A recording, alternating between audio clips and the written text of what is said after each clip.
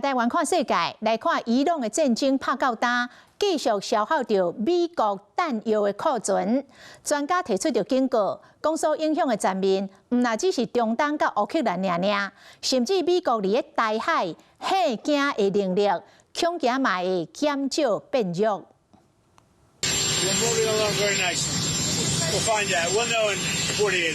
美國總統川普充滿信心，講美國甲伊朗的談判進展非常的順利。如今荷魯斯海峽也傳出上新的進展。伊朗外交部發言人在當地時間7月證實，伊朗甲阿班已經達成共識，未來荷魯斯海峽這條戰略航道地理坐標將會規劃做專車通行的指定路線。是講美國戰前講過禮拜，絕對袂允准伊朗掌握荷魯斯海峽。如今這項安排，華府也無一定的接受。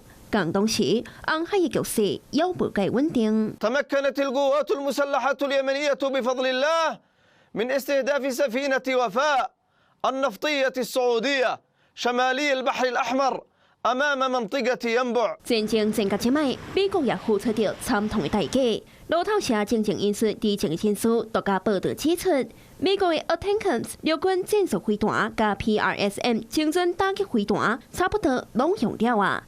美國海軍也動用戰斧旋翼飛彈，而且用了將近全球庫存的一半。It's not only dangerous in the context of the Middle East, Sarah.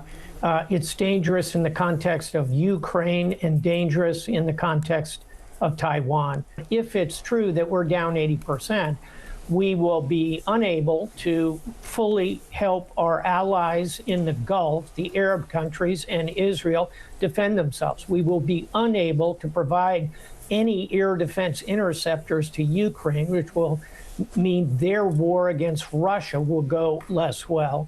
And we will not have interceptors available to deter China. 專家也講，這武器生產的周期攏愛真長，想要保護高價，恐驚愛過來當。雖然美國已經要求各項工業關工，不過短期內要盡派補繳。